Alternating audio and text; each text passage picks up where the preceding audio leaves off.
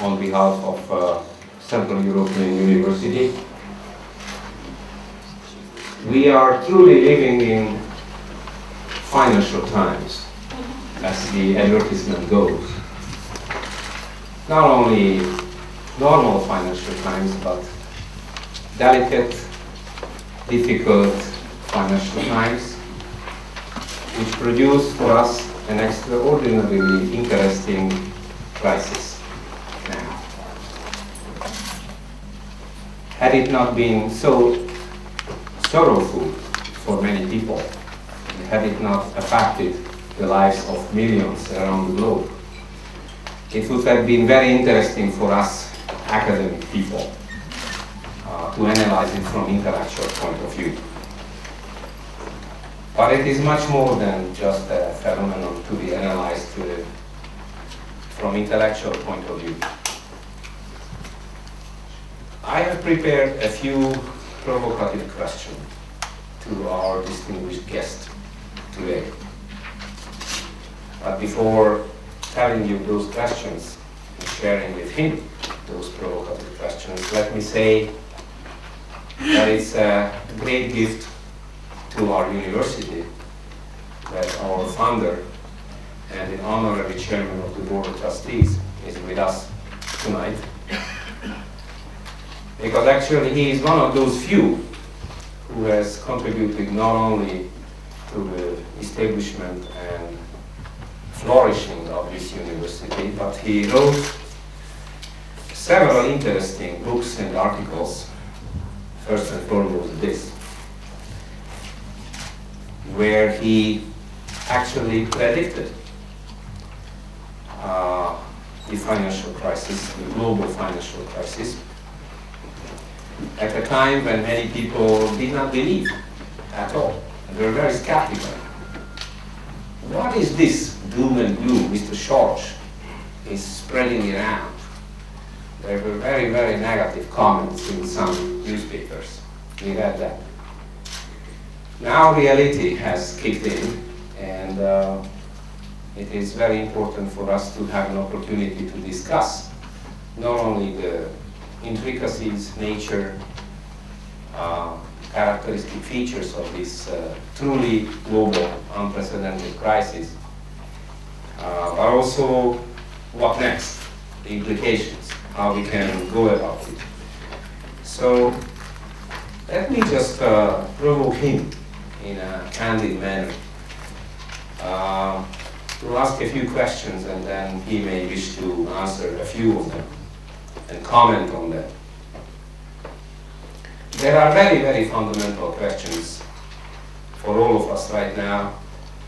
We have to think again about many fundamental issues. One of the first questions for me is whether this first truly global financial crisis of the 21st century, which implies there might be many others in the pipeline, is a consequence of primarily a market failure or a government failure. This is truly a fundamental question, because if we answer that question properly, then we can design properly the answers and the instruments how to tackle the consequences of this crisis. You want me to answer it? Or No, let me just... there are even bigger questions. We would love to hear from you what the most fundamental mistakes of economic and financial policy were, which led to this irrational exuberance before the crisis, and then to the subsequent collapse. The third question, which I may ask, how can we define and circumscribe the responsibility of regulatory and supervisory agencies, strictly speaking, for this immense regulatory forbearance observed in the last several years? Then, another important and interesting dimension. Has the crisis clearly originated in the United States? Is it a US-made, US-cooked-up crisis, specifically in the area of mortgage finance? Or was it a simultaneous failure of several banks in many countries and in many areas?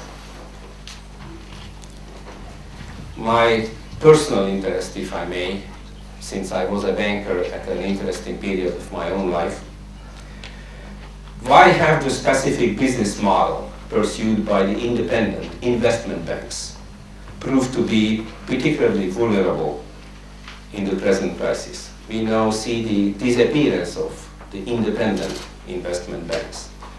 Has it collapsed forever? Or can or should it be revitalized at all?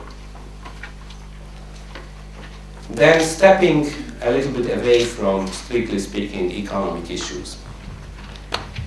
Is it justifiable from public policy viewpoint to save large and seemingly wealthy banks while real sector entities and private individuals do not get any significant fiscal bailout?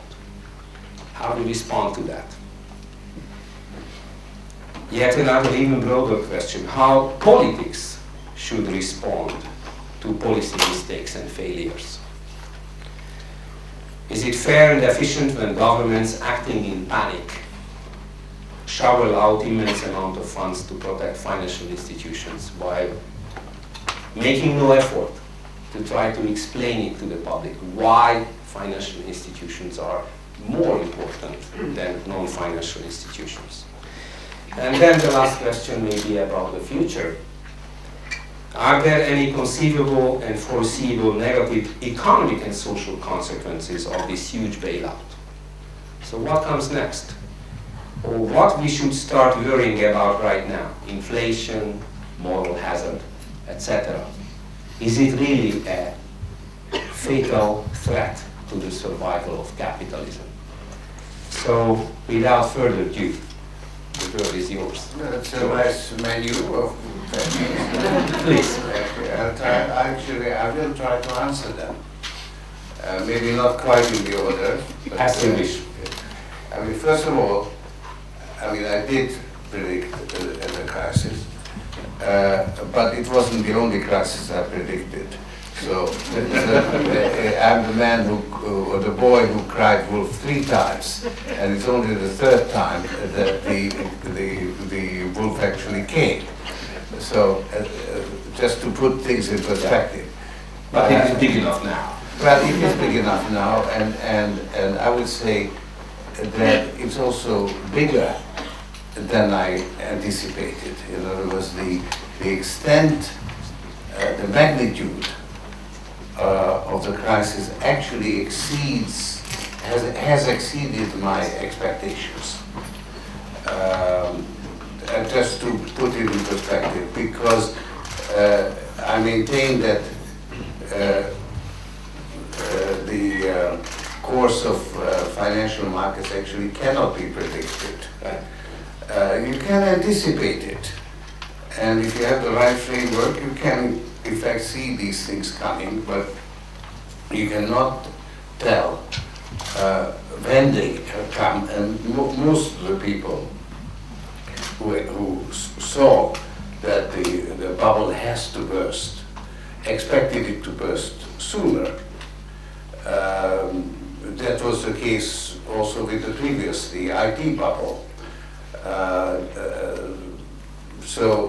And also it is true that the fact that it didn't burst in 2006 is why it is so severe now. There was most of the damage. When you look at particularly in the mortgage market, most of the damage comes from the mortgages and the financial instruments that were sold into the market in 2006 and 2007.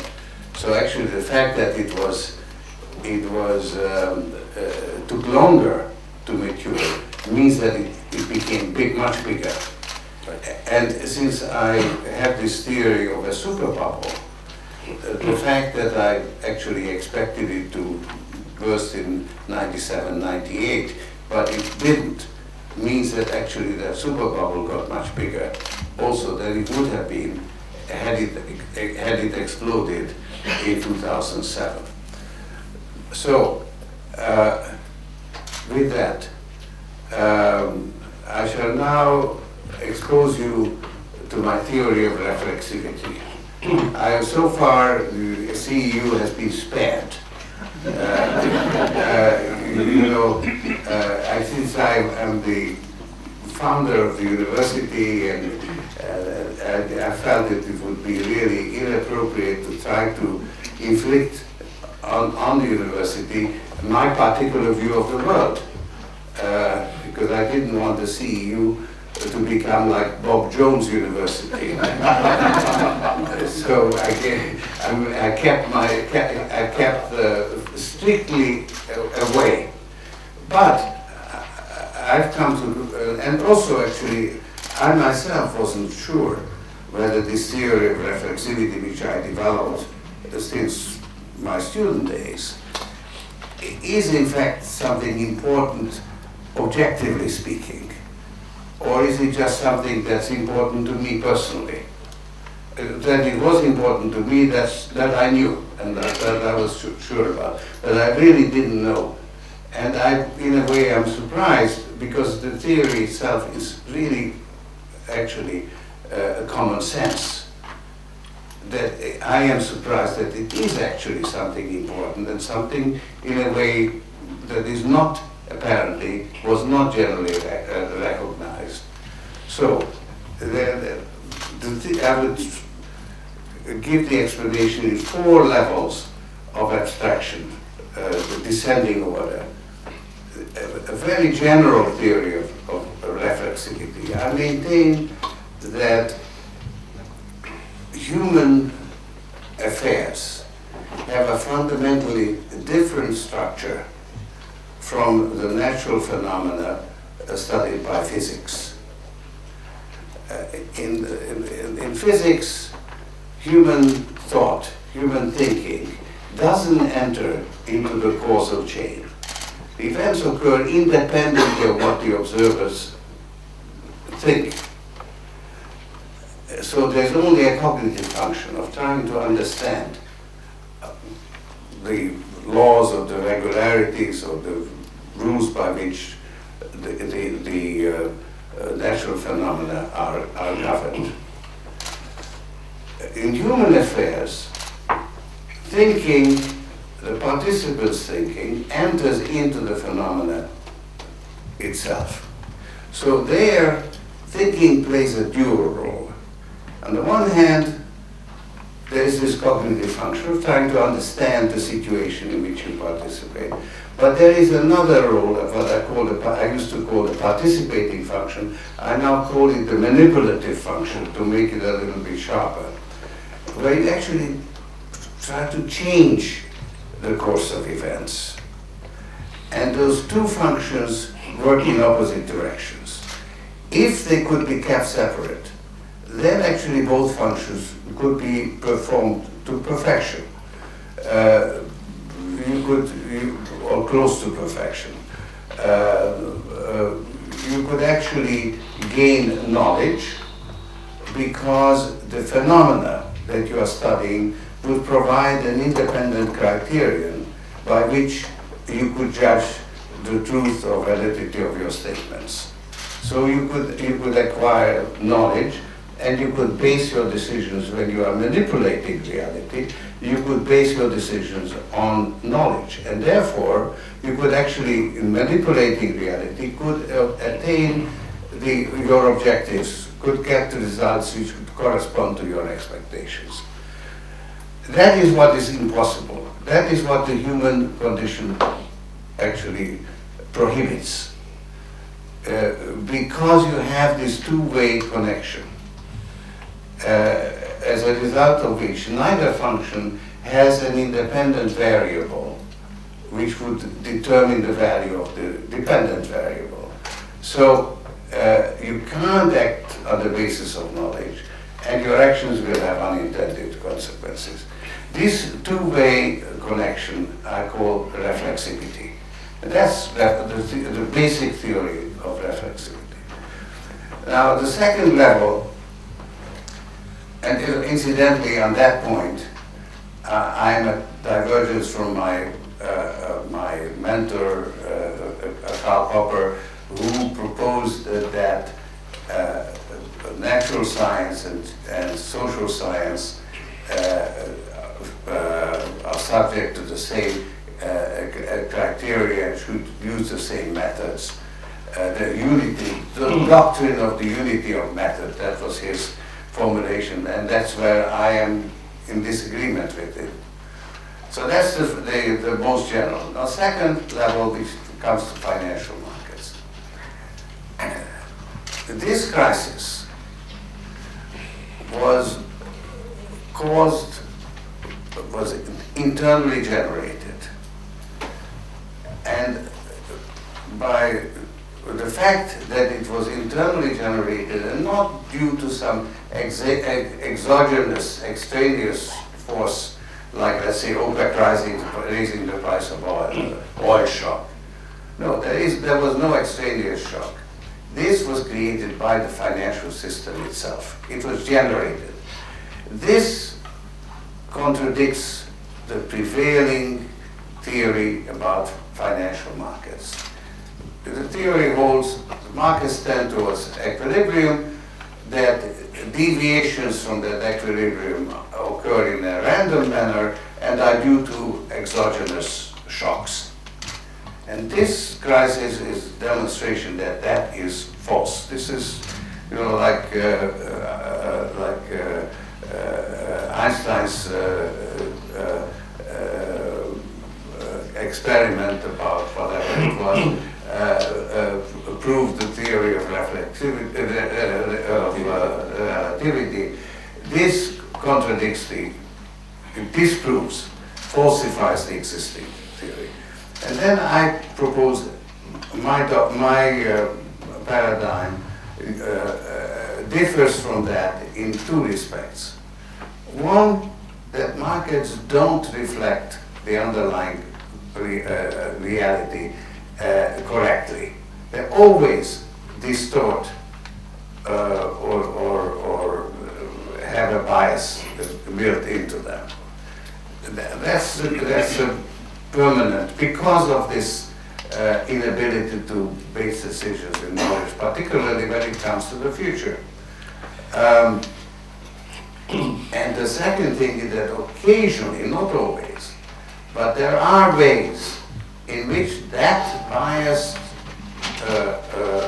view of reality expressed in market prices can actually affect the fundamentals that market prices are supposed to reflect. So this affect and reflect, that's this reflexive connection that comes into play, but it doesn't necessarily have to be at play. So normally markets actually correct their mistakes, but occasionally those misconceptions find a way to reinforce the underlying reality that they reflect and reinforce the misconception itself. So that's how you get these self-reinforcing, initially self-reinforcing, but eventually self-defeating. So that's the reflexivity as it applies to financial markets. Then you have the particular phenomena of bubbles, boom-bust sequences. Now the important thing to recognize that they don't occur all the time. Nevertheless, financial markets are prone to produce boom-bust sequences. And that is where, of course, the theory of equilibrium goes out of the window. It doesn't happen all the time, but it happens quite often. And it's always connected with credit, the extension of credit. And therefore, this boom-bust process has an asymmetric shape. Because during the boom phase, the value of the collateral against which you can borrow increases, therefore you can borrow more.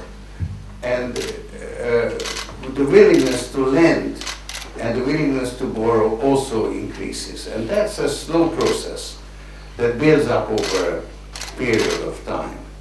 But when you reach the reversal point where prices fall, the value of the collateral falls, and credit is at its maximum extension by definition, because you are in a reversal.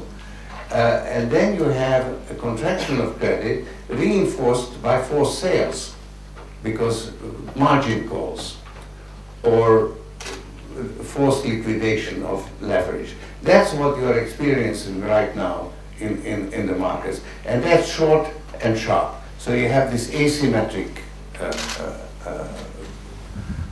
shape. And that's the theory of boom-bust, but it's not the only reflexive phenomenon. But it's very important because it does lead to financial crises. Crises do a lot of damage, and therefore there's a need for regulation. And as the financial markets develop, regulation developed. And each time you had a crisis, you had some change in the regulatory environment. Now, the interesting thing is, of course, that the regulations, the regulators are subject to the same human conditions as the market participants. So they also act on imperfect understanding and imperfect knowledge. And so you have this interplay between regulators and the market. And that actually has become an ongoing process. It happens also when you're not in crisis. You know, the central bank controls the money supply, and it raises interest rates, lowers interest rates, trying to get it right. And the market tries to guess what the central bank is going to do. And so you have a cat and mouse game going on. And that cat and mouse game is a reflexive phenomenon, and that is there all the time. And also, actually, when you look at exchange rates, they are also reflexive. There is no equilibrium in exchange rates. But there isn't this asymmetry between up and down. They tend to, freely fluctuating exchange rates tend to move in waves, and there's no difference between up and down. But those are also reflexive phenomena which are there all the time. Now I come to the current crisis. And here I propose a specific hypothesis as to the nature of this crisis, which may or may not be valid and doesn't actually necessarily invalidate the other parts of the theory. And this is not a simple bubble. It's actually composed of two bubbles. There is a simple bubble in real estate, particularly in US housing and particularly in subprime loans, which acted as the detonator of a much bigger bubble that has been growing much longer. And that super bubble, that's the interesting one. And it's more complicated than the simple bubble, because real estate bubbles are the simplest form of bubbles. They keep on recurring. It always has to do with an extension of credit, greater willingness to lend, and a false conception that the willingness to lend doesn't influence the value of the collateral, that somehow the value of the collateral is independent of the willingness to lend. That's a misconception, keeps on recurring, and is at the core of real estate bubbles. That's simple. But now the super bubble is a much more complicated phenomenon. Every bubble, according to my theory, has basically two components: a trend in reality and a misconception relating to that trend. Here, the trend is credit expansion. which actually has been going on longer than 25 years. It's been going on ever since the end of the Second World War, the gradual reopening of financial markets. And if you look at the figures, credit has been growing at a multiple of the GNP. The rate varies from time to time, but it's been a multiple. So that's the underlying trend. But then, around 1980, a misconception came into play. And that misconception is what I call market fundamentalism. The belief that markets can correct their excesses and should be left to their own devices. And this misconception became the dominant creed, 1980, when Reagan was elected president, Margaret Thatcher was, I think, already prime minister in England, and that's when this market fundamentalism became the dominant creed. Now, since it's false, it generated financial crises, and we've had a number of financial crises since that time in various segments and various parts of the world.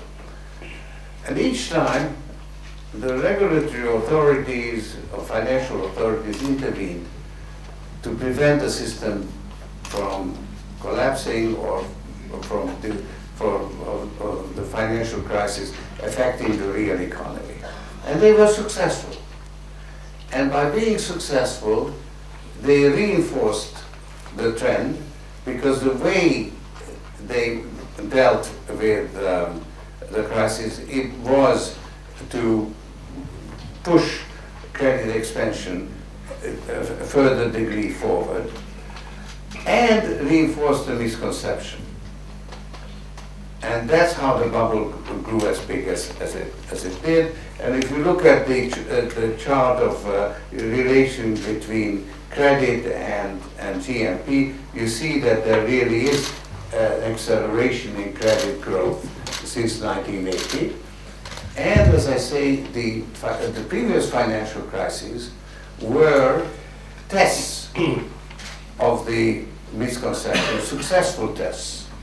And that is actually characteristic of bubbles, that they grow faster when they are tested and the test is successfully passed. This was the case with the very first bubble that I analyzed, which was the conglomerate boom in early 1970s. So this crisis is different from the others because they were successful tests, and this is an unsuccessful test. Now, I thought, for instance, in 1997, that the authorities might not be able to hold the international financial system together, and so I thought that would be the turning point. I turned out to be wrong. They did hold it together. I had egg on my face, but it then made the bubble grow even bigger, as you now have experienced. Now, this market fundamentalism led to the globalization of financial markets, which was a market fundamentalist project, very useful to the owners of financial capital, because if financial capital is free to move around, it's very difficult for any one state to tax it or to regulate it. So this is very beneficial to financial capital. Deregulation, which of course was also very beneficial, and financial engineering, free opportunities to introduce new kinds of financial instruments and new products and so on. And that financial engineering was based on this false idea that deviations are from equilibrium are random. And so all the risk management methods were built on this false conception, and all these synthetic instruments like CDOs were based on this false conception. Now, what happened with CDOs? These are mortgages sliced and diced and put together in a synthetic form. The idea was that by geographic distribution of the mortgages, you reduce the risk. The reality was that by separating the origination and servicing of mortgages from the ownership of mortgages, you actually created an additional risk. You might call it the agent principal problem, that the agent was not serving the interests of the principal, but just collecting fees. And that was the undoing of this particular crisis, first in the subprime, and then it spread. Now, the interesting thing is that once the subprime bubble burst, just like an atomic bomb, you have a small bomb that explodes the big one. The crisis spread from one market to another in incredible speed. And I don't want to go into the details, but it's, markets I didn't even know existed collapsed. Like auction-rated municipal bonds.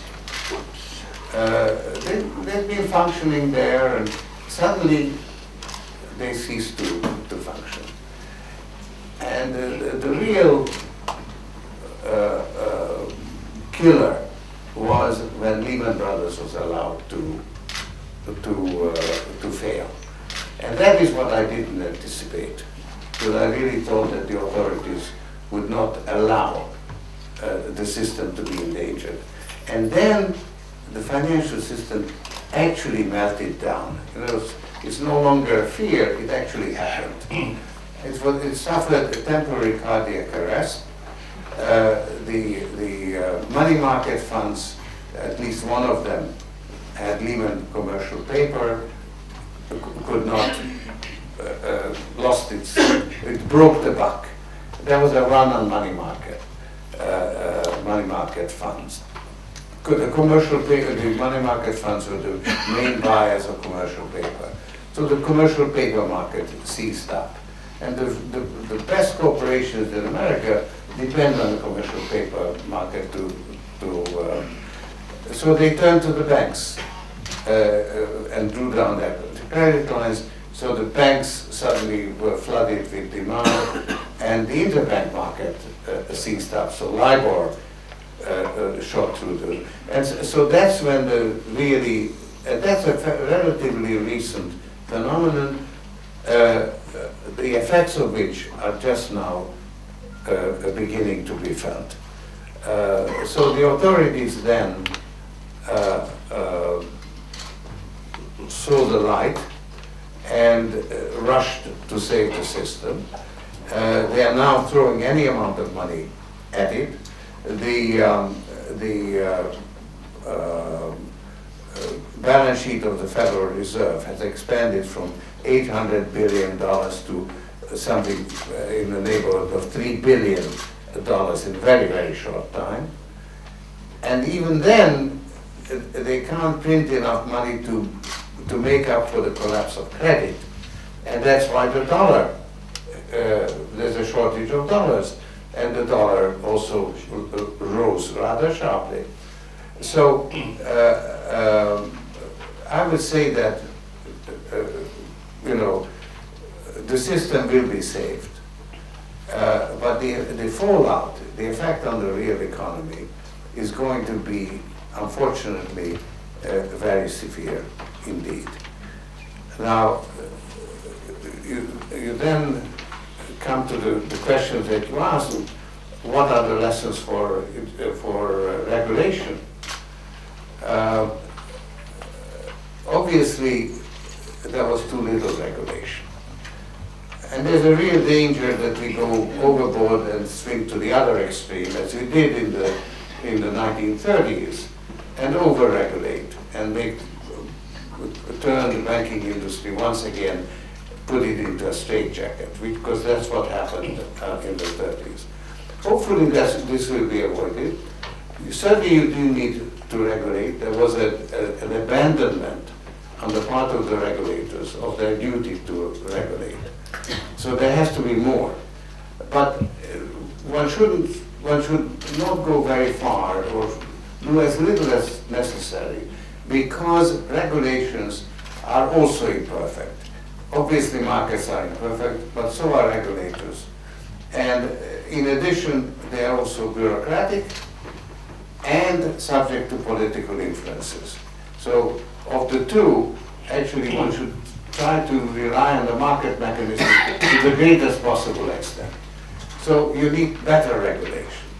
The main lesson is that it's not enough to regulate the money supply, because in contrary to monetarism, which is a market fundamentalist doctrine, money and credit don't move in lockstep. You can have credit expansion or contraction with the same amount of money supply. So credit also needs to be regulated. And you have to recognize that actually markets have moods, and the regulators have to counterbalance the mood of the market, and they need to use new instruments, not new, actually, instruments that do exist but are not used. And then those are margin requirements, minimum reserve requirements for banks, and you have to use them in an active way to counterbalance the mood of the market. So you actually have to tighten, let's say, minimum reserve requirements for banks at times of exuberance, and lower them in times like this when the banks are not willing to lend. So you have to have variable margin and minimum reserve requirements. That, I think, is the main lesson as far as... Now, the other main lesson, of course, is that, in fact, the banks are living with an implicit guarantee from the state that they can't be allowed to fail. And therefore, if they have that guarantee, which has recently been made pretty explicit, then they have to be subjected to regulation. And clearly, the financial engineers made a fatal mistake, because they calculated the risk, but they did not take into account the uncertainty that is associated with reflexivity. Because by definition, that uncertainty cannot be quantified, and the quants always want to quantify. So you had these quantitative models, which were wonderful in calculating risk and value at risk and all kinds of wonderful esoteric instruments. They all left out of account this uncertainty connected with reflexivity, and that black swan that occasionally flies around. So I think that actually answers most of the questions you asked. Most of, but not all of. You wish to stop here. I thank you very much for this eloquent presentation, and I spared the audience from my own pieces of wisdom, so I open up the floor rather, because we have little time left. So I ask everybody to ask very, very short and very precise questions after, of course, identifying yourselves. Please. Yes. My name is Balázs Vedves. My question is about economics. Thank you, sir. So my name is Balázs Vedves. My question is about economics. Is that these market actors are reflexive, also have learned economics in business school. So the models that describe the market become their tools to know the market. So through that, become the framework upon which they act on the market. So if there's another layer of reflexivity where economics enters the operation of markets and becomes performative in a sense. I wonder if that played a role in this current crisis. No, I agree with you. I would say that, I put this theory forward more than 20 years ago in the Alchemy of Finance, and it is taught in business school, but not in the economics departments of universities, because it demotes economics as an exact science, and that's very hard to accept. And so I can understand that it was neglected as long as it could be neglected. But I think it can no longer be neglected. And you have to accept that actually, markets cannot be predicted the way economics wants to predict it. Thank you.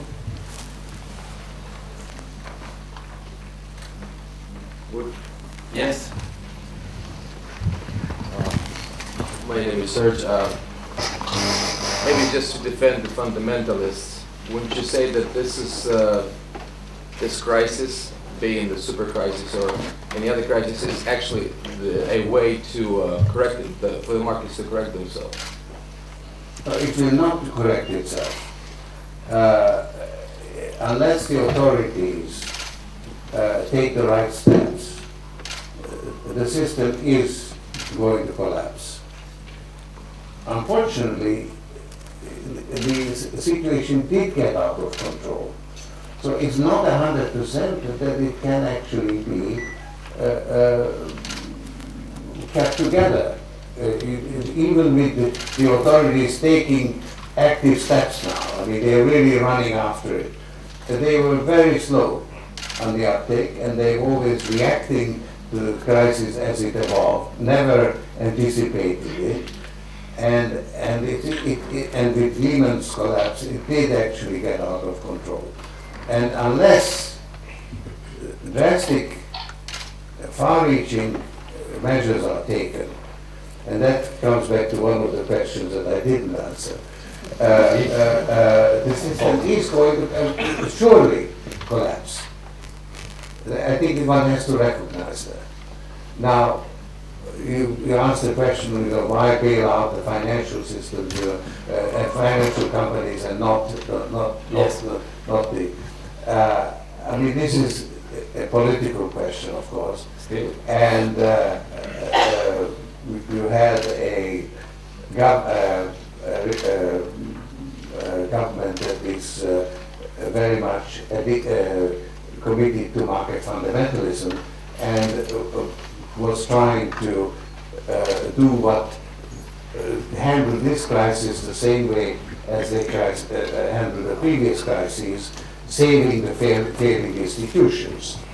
And they did it wrong. To me, the mistakes that they've made are truly amazing. And in fact, what happened, they were, Paulson, who used to be head of Goldman Sachs, just couldn't understand that the system is bound to collapse unless active measures are taken to save it.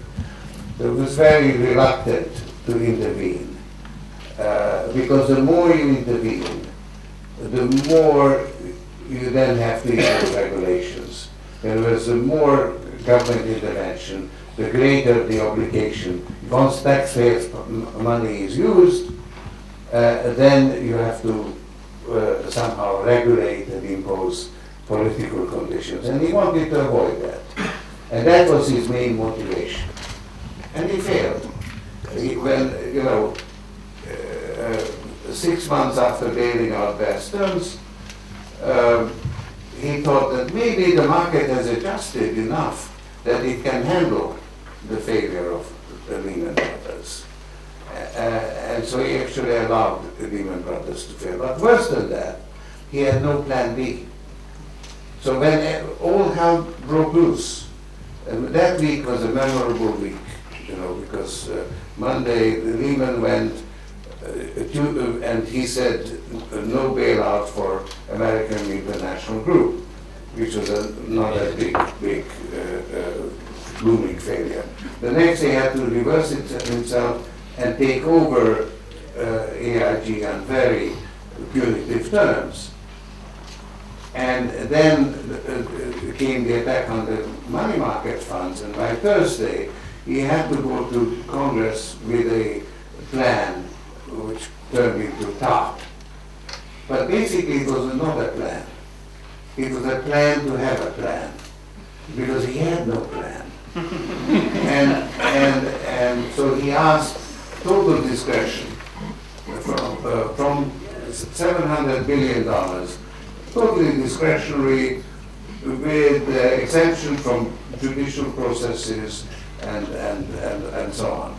A totally unrealistic demand. Of course, he didn't get it. But his idea was to take these toxic securities off the hands of the banks and establish a price and pump up the value by adding additional demand and sort of turn the market around. It was a non-starter, and it was totally the wrong plan. And it was actually my privilege to point that out. And I wrote some articles pointing it out, that if you inject money at the level of the balance sheet, you can't inject enough. There are trillions you need trillions of dollars. If you inject it at the level of equity, $700 billion could actually recapitalize the banks. So gradually the TARP was turned around and was used to recapitalize. But it's done the wrong way. And the money actually is to a large extent wasted. I mean, it's not totally, it's better than if they've done it the other way. But it's not an effective way of doing it. Thank you. Now, coming back, sorry, just to answer the other thing. So TARP was designed to save the financial system, which is necessary, because Wall Street and Main Street are connected. Yes. If Wall Street gets into trouble, Main Street is affected. So you do need to actually deal with that. However, you can't leave the mortgage holders without assistance. So I've been advocating that the mortgages have to be renegotiated to bring them down below the current value of the houses. Without it, bailing out Wall Street doesn't actually solve the problem, because foreclosures and people walking away from their homes will push housing prices way below whatever equilibrium level would be. And so you have to prevent foreclosures, or you have to reduce them to a minimum. And the way to do it is to renegotiate the mortgages rather than to let the foreclosure process go on. Okay, just a footnote, because not everybody is an economist in this room. TARP stands for Troubled Asset Recovery Plan. And the idea originally, which Mr. Soros referred to, was to buy these troubled assets, toxic assets, if you will, and take them out of the balance sheet of the banks while Mr. Soros advocated that it has to be turned into something else, which means that recapitalization of the bank, and by definition that would bring to the level of a better solvency. Yeah. Now, to say something to the non-economists, As a professor, no, thank you very much. No, my students are here, so you know. Yeah, but I want to point out, you see, that this theory of reflexivity has very profound, far-reaching implications outside economics, for instance, for politics, and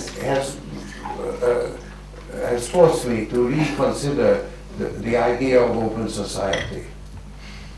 Because, you know, I'm not exempt from the human condition, and so I can also make mistakes, and so can Popper. And the idea of open society actually was based on the false assumption that the purpose of discourse, of free discussion, is to get closer to the truth.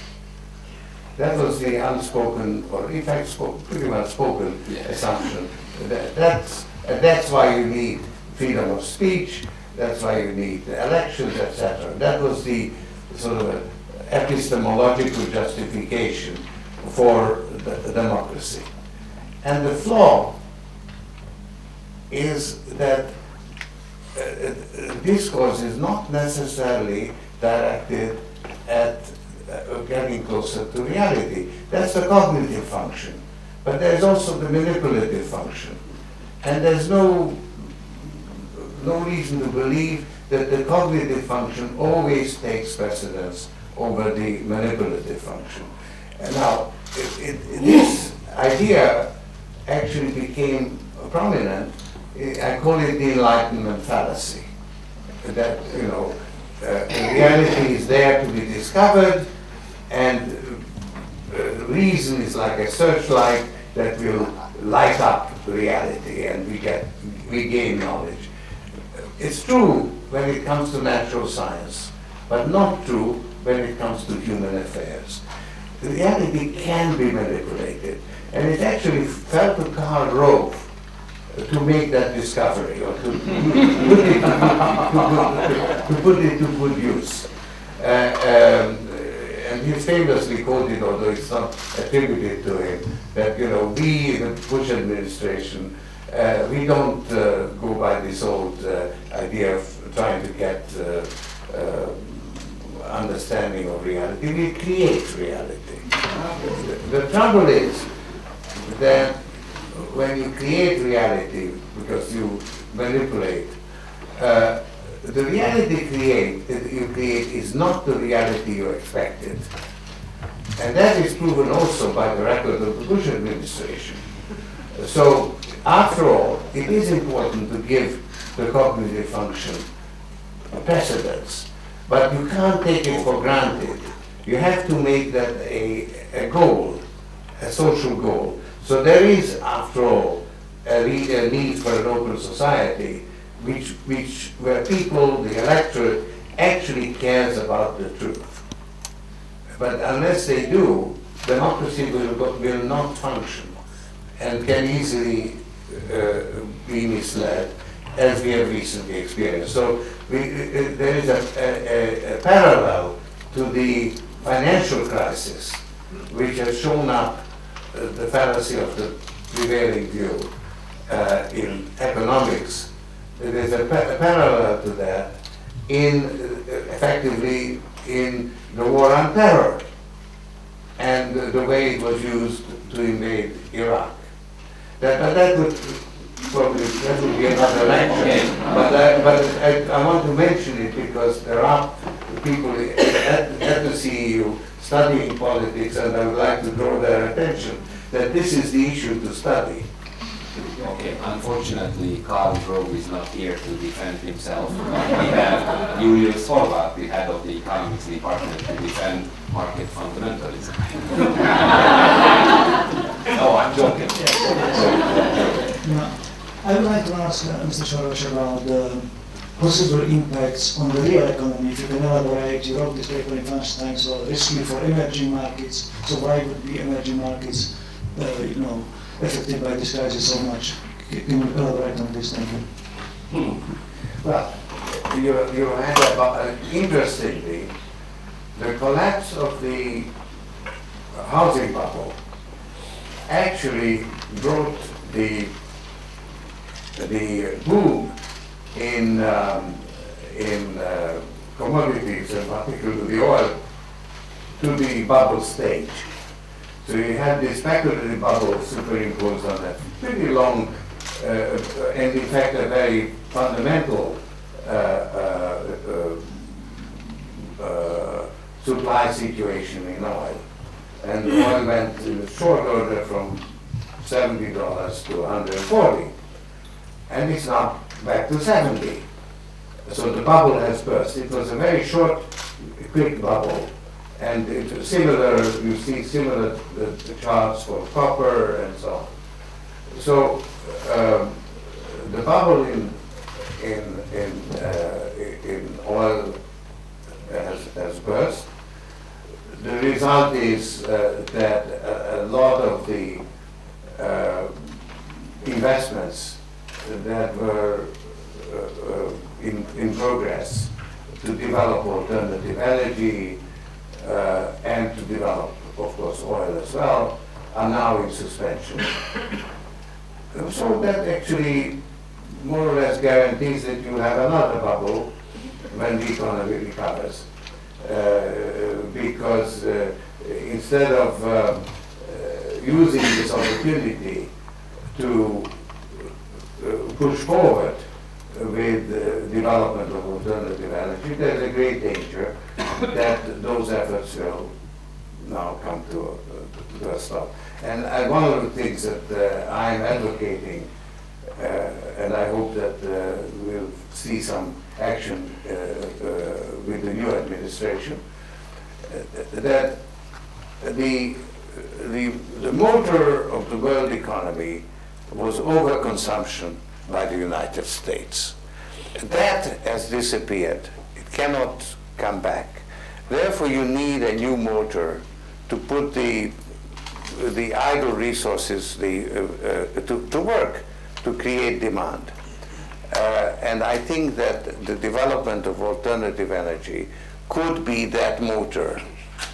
That's where government comes in.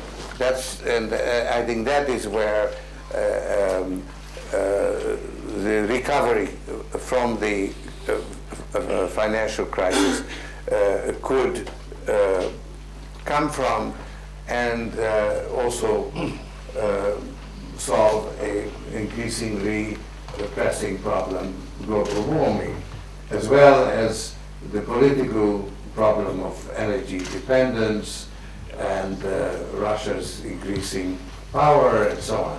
So that would be a very beneficial way to respond to the crisis. Thank you very much. Time is flying. I have to calculate it very clearly, and I encourage now the non-economists to also ask questions. Maybe we can take 5 questions. One at the corner, please.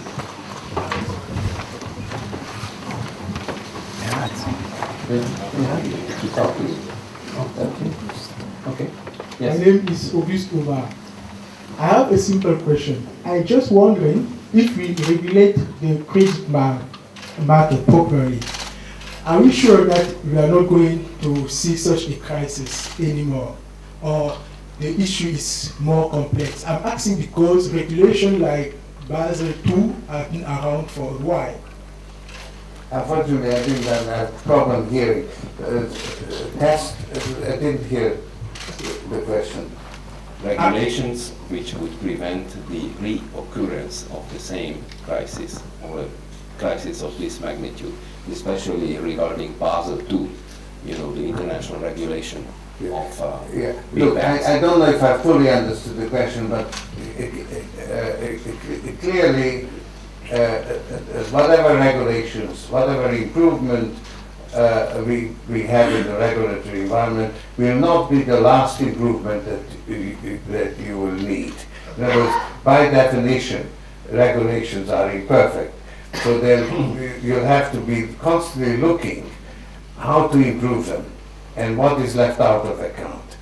and also financial markets participants are famous for circumventing regulations. So it is a cat and mouse game that will go on for a long time. I don't know if that was the question or not. Yeah, that's what we're doing. Yeah. Maybe it will go forever. Yes, ma'am. Name and short question, please. You. Speak up, please. It has to be on. My name is Katalin Zoltagyan. I'm from TV2, and my question is to Mr. Soros is that what do you think, what are the greatest challenges for the newly elected American president in resolving the financial crisis and the global recession, and how long does it take? Well, it is the big challenge confronting him, and how long it takes will very much depend on what measures he proposes. So you cannot predict the future, because the future depends on what the people do in the future. So there's no way to predict what he's going to do, and therefore you can't predict how long the crisis will last. But it will certainly be a severe crisis. It already is right now, because with the collapse of Lehman, the economic activity really kind of almost came to a standstill in America, in Brazil. Hungary was affected, and so on. So inevitably, I would say you will have at least a year and a half. But whether it will be 10 years or not, that depends on how the authorities, and particularly the leadership that President Obama, will be able to exercise. Okay. Our student there. Students should My name also is have a Gabriel. time. My question is, what's major consequences for the international relations, international politics, this global crisis have, if it will have any? Well, no, it's tremendous effect, because you've had a tremendous decline in America's power and influence in the world in the 8 years of the Bush administration, and this crisis, which did not originate in America, so that's the Yet another question. has also, I think,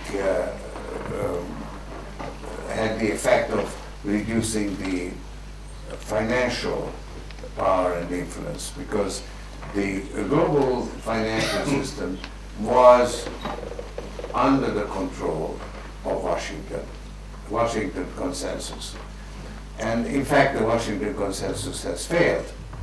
And so a new consensus has to come up, and it has to be a more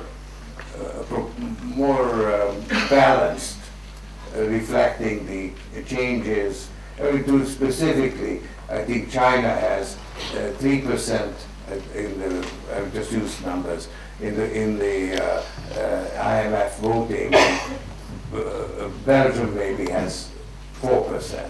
The Benelux But more countries taken importantly, together have more than China. Yeah. The Benelux countries Yeah. taken together, small three, has more voting power than China. and more importantly, the United States has veto, and I think that is not sustainable. Okay. You wanted to ask a question? No, you? Yeah, okay. So my name is Alisa Bekova.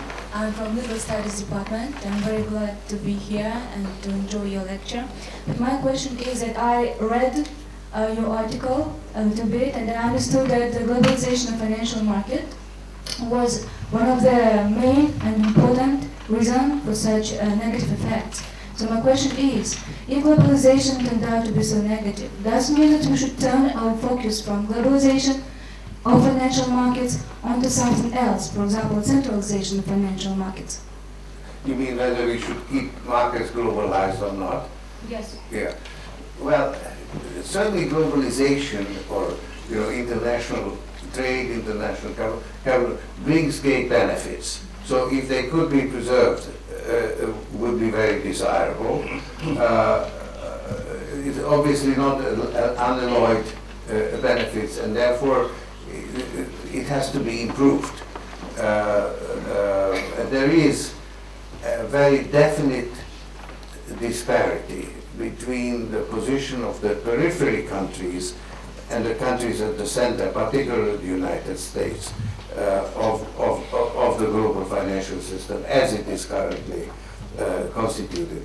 And unless better care is taken, or better the periphery countries are treated more equally, and this is a very pressing issue right now. I think the system, as we know it, cannot continue, because what happened in the aftermath of Lehman Brothers and this meltdown, cardiac arrest, basically the United States and first Europe and then the United States basically guaranteed the banks against failure, and indirectly the bank depositors against losing their money. And the countries at the periphery are not in a position to make the same commitment. Their commitment is not credible. And that has created a flight from those markets to the center, which is what has been going on. And Brazil, for instance, which had been doing fabulously well, suddenly the currency dropped 40% and so on. So unless a way is found to protect the periphery countries equally and to enable them to engage in fiscal stimulus to stimulate domestic demand in order to get out of the recession or depression, the system will not survive. So that is a challenge, and there's a meeting this coming week. We'll see what comes of it. Okay. A gentleman behind our distinguished provost. Thank you very much. Alex Brooking is my name. I'm the Australian ambassador in Budapest. I wondered if I could ask you, Mr. Soros, what you thought the effect of this crisis might be on the euro and on the eurozone as a putative, alternative source of financial stability and power and initiative to the United States and the US dollar. Well, when it comes to predicting particular currencies, I always say that I know exactly where they're going, but I'm not at liberty to disclose it. But more seriously, this crisis has pointed out a flaw in the construction of the euro. Namely, there's a central bank, but there is no treasury. And there are certain things that the central bank can do, and there are other things that the treasury can do.